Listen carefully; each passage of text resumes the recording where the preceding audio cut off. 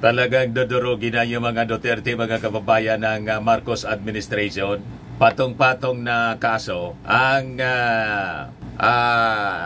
isinasampa at yung iba isasampa pa lang, nire-ready laban sa mag-amang Duterte. Kanina nag-file pa lang po ng disbarment sa Supreme Court si Larry Gadon kay Sara Duterte. Tapos yung NBI posibleng mag-file ng kasong violation ng anti-terror law laban kay Sara Duterte. Sinigong sedisyon. Ngayon naman po, pinailan si Sara Duterte ng Quezon City Police District ng kaso for direct assault and disobedience to authority.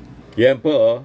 Tapos, yung security ni Inday, papalitan po. Sinigong, yung pangarap niyang magkudita po, malabo. Nagsalita na po yung Armed Forces. Sabi ng Armed Forces natin, marunong na ang ating mga kasundaluhan.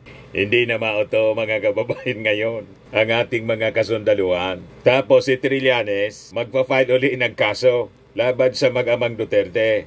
But before ko mga kababayan ibigay sa inyo ang mga nagbabagang balitang yan at pag-usapan natin, click subscribe muna dito sa ating YouTube channel and hit the notification bell para lagi po kayong updated sa mga kaganapan dito sa ating bansa. Like and share na rin po ninyo ng ating video. At wag na rin po ninyo na skip yung ating mga commercial ads para tuloy-tuloy lang ang pag-unlad ng Bagong Pilipinas. At itong ating programa mga kababayan, atid sa inyo nitong ating mga sponsors. Firmax Firming and Lifting Cream. Pinapay po sa mga pulses in affected area. Mainam po ito sa mga pains at paninigas ng mga kaso-kasuan. Ito sa mukha naman yung application, anti-aging, Automax po siya. Ito ay Glow Zero mga kababayan. Whitening po siya. Made in South Korea. Ito naman po, Nengxia Red Mix Fruit Drink. Gawa po siya sa goji berry. May anti-cancer properties po siya. At sa mga naghanap po ng malinis and spacious fitness gym, pumunta lang po kayo sa aming Colossal Fitness Gym. May Grab car rental din po kami. At bills payment po sa aming office. At saka sa mga mahilig po sa mga imported bags, manood po kayo sa live selling ni Madam Aileen Rosales sa kanyang Aileen Closet po. Pati mga shoes, ito yung kanya po. Ito yung kanyang page. Kita ninyo, napakagandang mga online selling po siya. Si Madam Aileen Rosales. Cellphone number niya po, 773-798-7816. Ngayon, balikan natin mga kababayan yung ating mga kwento. Ito yung balita. Nag-file na yung QCPD. Tambak pong kaso, patong-patong. Sabi dyan sa report ng Inquirer, look, the Quezon City Police District files complaints against Vice President Sara Duterte and BP Security and Protection Group Head Colonel Raymond Lachica before the Quezon City Prosecutor's Office ngayong araw na to. The complaint alleges violations of the revised penal code in relation to direct assault, disobedience to authority, and grave coercions. With QCPD Medical and Dental Unit, Lieutenant Colonel Jason Villamor as the complainant. Earlier, the Philippine National Police said Lachica physically assaulted Villamor during the transfer of OBP Chief of Staff Sulaika Lopez from the Veterans Memorial Medical Center to St. Luke's Medical Center noong Saturday. Yan yun yung nangyari, yung kaguluhan noong Sabado. Konti pang magkasakitan yung ating mga authorities dahilan sa mga pinagagawa mga kababayan ni Sara Duterte. Ayan po siya yung nangyari noong Sabado. Resistance and disobedience to person in authority, sabi po ni PNP Chief General Romel Marbil. Sa statement na pinalabas ng PNP kanina, it invoked Article 151 ng revised penal code along with other criminal and administrative charges or offenses laban kay Sara Duterte at mga kasama niyang security personnel. Sabi po ni General Marbil, the rule of law niya is fundamental to our democratic system. No one, regardless of their position, should be above accountability. The PNP remains committed anya to ensuring the proper execution of lawful orders in protecting public order. Sabi po ni General Marbil, he asked Armed Forces of the Philippines Chief General Romeo Browner for the names of the Vice Presidential Security and Protection Group who assisted in moving Lopez from the Veterans Memorial Medical Center to the St. Luke's Medical Center. Yun na nga po, nalaman na yung head, si La Chica po, Colonel La Chica, ayun ang finailan mga kababayan ng kaso ng QCPD. Ngayon, umaksyon na rin po si Browner. Ito ngayon ang balita sa People's Tonight. Sabi diyan, sinabi ni Armed Forces of the Philippines Chief of Staff General Romeo Browner Jr. ngayong Miyerkules na pansamantalang papalitan nito ang mga sundalo na nakatalaga sa Vice Presidential Security and Protection Group ng isang contingent force na binubuo ng mga tauhan ng Armed Forces at ng Philippine National Police. Ito ay matapos madawit ang ilang tauhan ng BPSG, kabilang na ang unit commander nito na si Colonel Raimundo Dante La Chica sa umano'y girian sa mga tauhan ng House Security Team na nagsilbi ng transfer order para kay Attorney Zuleika Lopez, Chief of Staff ni Sara Duterte. So tama itong aksyon ng ating mga authorities, mga kababayan, ng PNP at ng Armed Forces. Kasi baka magkabarilan, kapwa mga sundalo, yung nakadetail na sundalo, kay Sara Duterte at saka yung ating PNP, hindi Armed Forces. So mahirap po ito. Pero sabi ni Browner, hindi man niya tinake over mismo. Siya na mismo. Pinalitan lang. Ito yung latest Sabi sa report ng ABS-CBN, Armed Forces Chief General Romeo Browner denies reports he is taking over the security group of Vice President Sara Duterte. Hindi po totoo na I will take over the BPS-PG.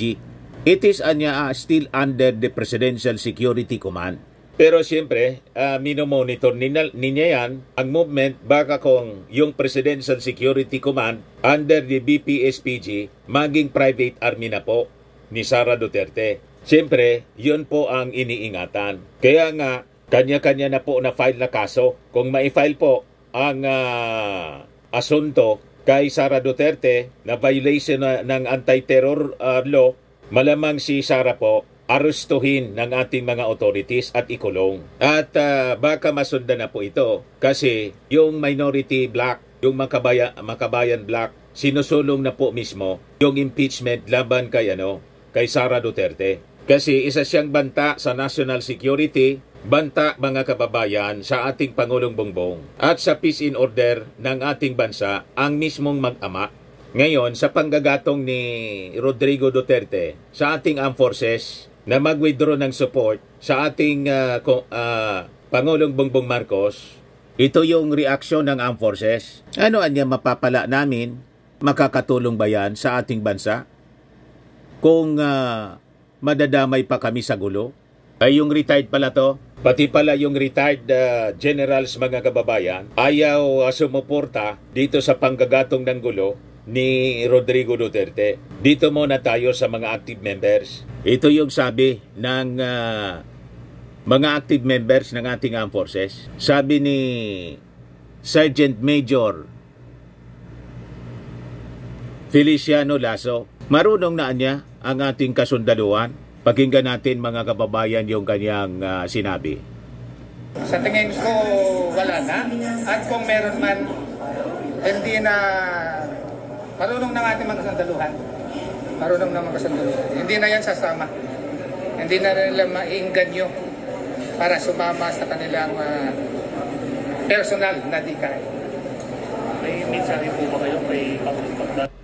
Walang may kayat po si Rodrigo Duterte, pati yung kanyang anak na si Sara Duterte, pati nga po yung sinasagawa nilang people power sa EDSA Shrine. Nagsipag-uwian na po.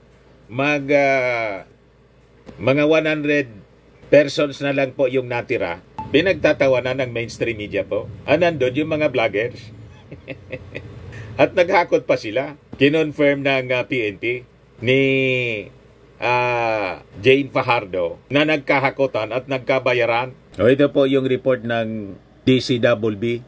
Kaya sabi ni Benji Contreras, mismong PNP ang nagpayag na nagkaroon ng hakutan at bayaran sa mga nagtipon-tipon para daw sa people power ng mga DDS. Yan Philippine National Police nakatanggap ng ulat na nagkaroon ng hakutan at bayaran sa ilang taga-suporta ng pamilya Duterte na nagpunta sa EDSA Shrine. Ayan po. Ito iparinig ko sa inyo yung report ng DCWB.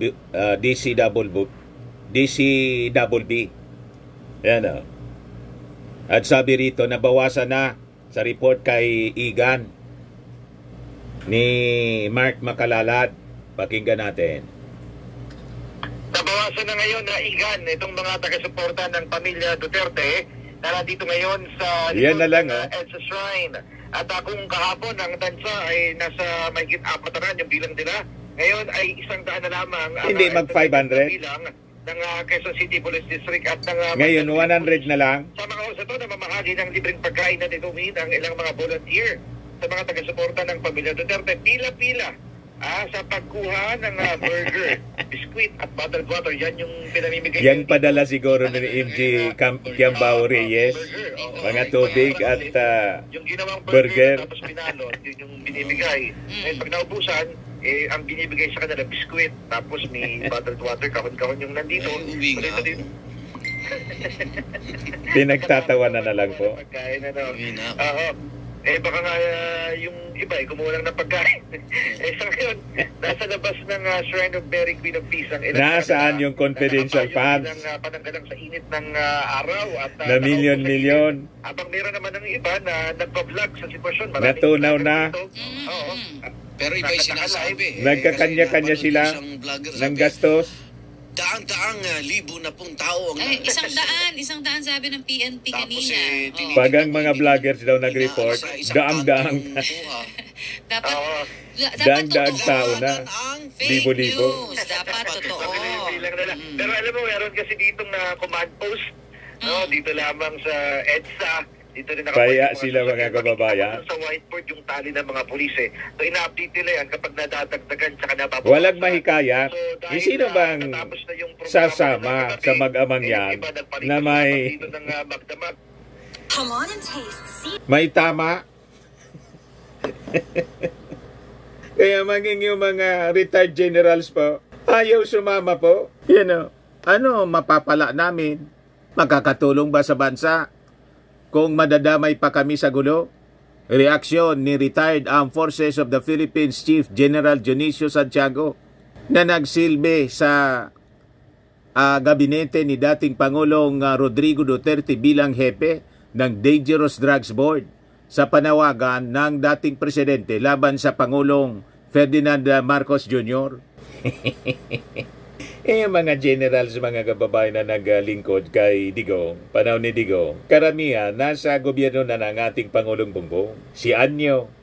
Sino pa yon? Maraming general, dating Armed Forces Chief. Mga professional soldiers yan, mga kababayan. Hindi basta isusugal nila yung kanilang karir. Ang loyal lang kay Digong, si Bato at saka si Bongo. Iyon, kahit sabihin ni Digong na tumalon sa bangin, tatalon yun. Iisa ang bituka nila, mga kababayan. So sabi dyan sa balita, matatandaan umapila si Duterte sa militar to correct ang fractured governance ni President Marcos. So sabi po ni sa report ng teleradyo, interview ni Santiago, sigurado ba tayo na pag military ang nag-take over, we can run the government better? Wala tayong assurance noon. Masyadong malaking gamble yun. Maghintay tayo ng eleksyon. Tama. Hindi magapaghintay si Sara Duterte. Dinesignate yung, inappoint yung sarili niya as designated survivor. At si Digong nanggagatong na ng kudita. Ngayon, patong-patong na kaso ang kakarapin nila. Sinabi ni Dionisio na hindi maaring tumalima ang militar kay Duterte dahil lang anya tinaasan nito ang sweldo ng mga sundalo at polis. Iginiit na thinking people rin naman ang mga law enforcers. Madaling sabi, ang sumusunod sa mga panggagatong ni Digong at ni Sara Duterte ngayon, mga hindi nag-iisip. Or parehas sa kanila ang pag-iisip. Kaya tingnan ninyo, ano nangyari sa people power na gusto nilang ilunsad? Kili-kili power po. Nangamoy yung kilikili nila sa pawis, sa kakasigaw doon. Wala man silang makumbinsi. So sabi ni Santiago, the military just like you. We are thinking people. Hindi naman kami irrational na tao. Sinasabi in-increase yung salary. Thank you. Pero there's a limit sa pag-appreciate namin. In-increase yung salary namin. Pero papayagan namin kung ano lang gawin, yung gustong gawin. May limit yon, katwiran ni Santiago. Unang-una, yung pinansweldo, pinang-increase sa sweldo ng mga sundalo, hindi man yun pera ng presidente. Pera yon mula sa pagod at pawis ng mga mamayang Filipino from the taxes of the Filipino people. So kung in-increase ni Digong, obligasyon niya yon bilang Commander-in-Chief. Trabaho niya, nagsisweldo siya bilang Pangulo. Tama ba? So sabi dyan, bagaman aminadong may mga kasapi pa rin ng militar na taga-suporta ni Duterte, sinabi ni Santiago na tanging ang mandato ng konstitusyon ang susundin ng mga aktibong opisyal ng militar. May nakausap akong isang high-ranking military, ang sabi, basta kami sa konstitusyon. Wala kayong magagawa sa military. Kapag sinabing constitutional mandate, ang susundan niyan is the Commander-in-Chief. In the end, what prevails to the military people is the common good, the greater good. Hindi kami pumasok sa serbisyo para magserbisyo ng personal na interes, individual interest, dagdag niya. Mensahe pa ni Dionisio sa dati niyang boss, kung gusto mong sundan ka, magpresidente ka ulit. Correct. Na baga nga sa pagka-mayor, tumatakbo siya uli na mayor ng Davao, baka nga matalo na siya ni Nograles. Diba? Si Inday wala na pong wala nang pag-asa si Sara Duterte na maging Pangulo kasi winasak na niya yung kanyang pagkatao. Siya yung dumurog sa kanyang pagkatao noong Sabado nang magbanta siyang ipapa-assassinate niya si President Marcos, Lisa Marcos at si Martin Romualdez. Wala nang boboto sa kanya kundi yung mga DDS na ngayon, mga kababayan, hindi na mag 500. Yung DDS, yun ang estimate ng PNP po. More than 400 lang, hindi mag 500.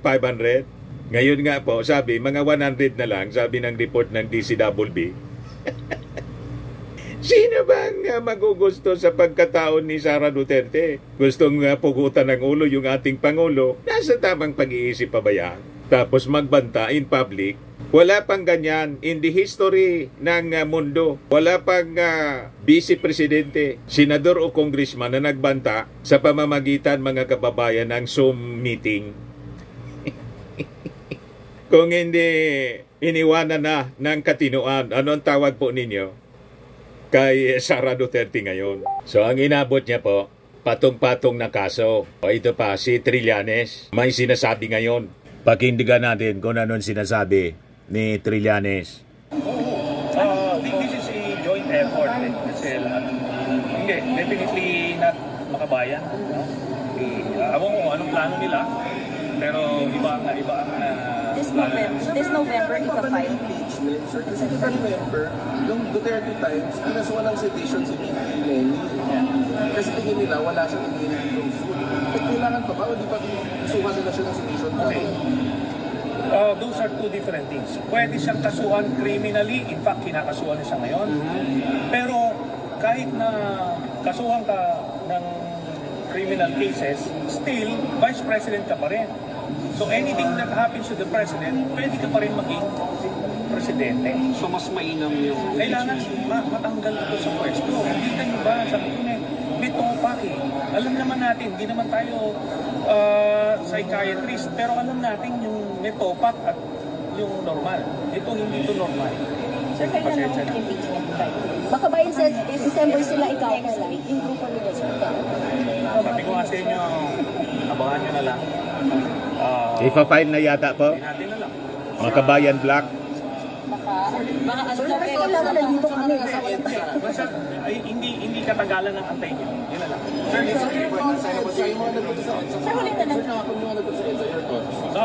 Yun, sabi ko nga, huwag natin malimutin kasi any political crisis na mangyari, pwedeng i-take advantage yan. Kasi nangyari na yan. We saw that happen dun sa EDSA 2. Nagsimula ng maliit, walang pumapansin, kumpiyansa yung administrasyon, very popular, but after a few months, tanggal.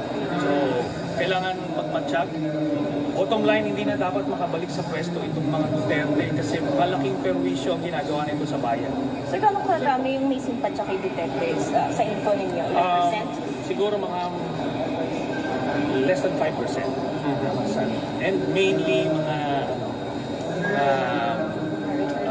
holding positions. No. Mga junior officers with ranking. Mga senior officers so far, they are solidly behind the president. So yun po ang mga latest developments. Sabi ko, yung mga Makabayan Black yata ang unang magpa-file ng impeachment case. Ngayon, yung Catholic Church, nagsalita na rin po mga kababayan. Yan yung statement ng Roman Catholic Archbishop of Manila ni Cardinal Advincula. Sabi niya, "Dear people of God, peace of the Lord. Of late events in our country have been disconcerting. Many of our people are still reeling from the effects of the onslaught of recent typhoons. The brewing political storm that our political leaders are facing has drained their energy to serve those in most need and the neglected. I humbly exhort you all to pray for them that may receive the grace to exercise statesmanship in most trying times so that sobriety may prevail in our land and that political issues and personal interests may not divide the nation. It is our prayer that they may have the humility to listen to each other with respect and act together for the sake of the country. I also ask all the leaders of goodwill from different sectors of our society to do what they can to prevent the escalation of political and personal conflicts. Let us all pray for forgiveness and reconciliation, never doubting God's grace and love for His people. In Jesus, the Good Shepherd, I entrust you all who are called to serve the common good. May Almighty God bless our beloved country." Yan mga kababayan, yung pinalabas na statement ni Jose F. Cardinal Advincula, Archbishop of Manila. So ano niya, Mr. Maravillas, masasabi mo sa panawagan ng reconciliation? Maganda po yung reconciliation, forgiveness and reconciliation, pero ang forgiveness and reconciliation mga kababayan, hindi yan basta nangyayari. Kasi, kumbaga, very fresh pa yung sugat. Sabi sa Bible, in everything there is a season in time. A time to embrace and a time to refrain from embracing. Yan po, Ecclesiastes 3 verse 1 to 8. For everything there is a season, and a time for every matter under heaven. A time to be born and a time to die. A time to plant and a time to pluck up what is planted. A time to kill and a time to heal. Malinaw po, may time to kill, may time to heal. Ngayon, sugatan pa mga kababayan. Yung ating Pangulong Bongbong Marcos sugatan. Ang sugat inflicted by Sara Duterte at Rodrigo Duterte. Ang paghilom ng sugat po, hindi man yan overnight or in 1 week time, lalo't pag malaki ang sugat at ulit-ulit na yung sugat po, imbis na gamutin, they are rubbing the wounds. Paano yan maghihilom? So it will take time. Tama po? A time to break down and a time to build up. A time to weep and a time to laugh. A time to mourn and a time to dance. A time to throw away stones and a time to gather stones together. A time to embrace and a time to refrain from embracing. Yan sinabi natin kanina. A time to seek and a time to lose. a time to keep, any time to throw away, a time to tear, any time to sue, a time to keep silence, any time to speak, a time to love, in a time to hate, a time for war, and a time for peace. Yung peace, mga kababayan, medyo tingin ko, matagal-tagal pa. Kasi siyempre may mga nasaktan, may mga pagbabanta, so kailangan pong papanagutin. May batas po tayo na dapat ipairal. Hindi kasi makapaghintay ng kanilang tamang oras. Ang tamang oras nila sana, maghintay sila ng 2028. Gusto nilang tanggalin yung ating Pangulong Bongbong Marcos. More than 2 years pa lang na nakakaupo. Wala sa lugar, mga kababayan. Kaya ito ngayon, nagkakagulo tayo. Pero ang ating gobyerno po, hindi siya gagamit ng dahas. Ang gagamitin po ng ating gobyerno ay the rule of law. Tulad ng sinabi po sa statement na pinalabas ni Executive Secretary Lucas Bersamin. Kaya nga po, sunod na kaso ang isasampa sa mag-amang Duterte. At possibly, yung impeachment, inihanda na mga kababayan laban kay Inday. Tama yung sinasabi ni Trillanes. Dapat si Inday matanggal sa posisyon kasi constant threat siya sa presidency ng ating Pangulong Bongbong. Inappoint niya yung sarili niya as designated survivor at ngayon nagbanta o na ini-imagine niya raw na tanggalin yung ulo ng ating Pangulo. Ngayon, nagbanta na nagkontrata na daw siya ng papatay sa ating Pangulo kay Lisa Marcos at kay Martin Romualdez. Lumala po eh. So yung tinatawag na reconciliation po, forgiveness and reconciliation, medyo malabo po. Sabi nga, sa mga naunang mga pahayag ng Roman Catholic Church, there is no reconciliation without justice. So kailangan ng hustisya. Gumulong ang hustisya, mga kababayan. Papanagutin ang dapat managot. Pag hindi po, mamimihasa. Hindi niya irirespeto ang rule of law at ang ating mga institusyon. Binalahura ni Sara Duterte ang kanyang posisyon bilang Vice Presidente. Sa mga naghanap ng malinis and spacious fitness gym, pumunta lang po kayo sa aming Colossal Fitness Gym. We also offer Grab Car Rental with our brand new 2023 model ng Toyota Innova. We also accept booking for those who are planning to travel via PAL, Cebu Pacific, and other airline companies, local and international, and bills payment for Meralco Bills, PLDT, Aleco Bills, etc. Ang Colossal Fitness Gym is located at 3rd floor Security Bank Building, Landco Business Park, Legazpi City, Albay. For inquiries, look for Chilon Maravillas. Contact number 0966-802-0949. Yan yung aming Innova. Lagi na pong matao sa amin. Pati mga foreigners po, tingnan ninyo. Mga British tourists sila. Ang lalaki ng katawan na, mga kababayan, nag-gym sa amin. Ito naman po, Indian National. Ito mga mga European sila. Ito naman yung bago naming product na binibenta online, Eye Glow Serum.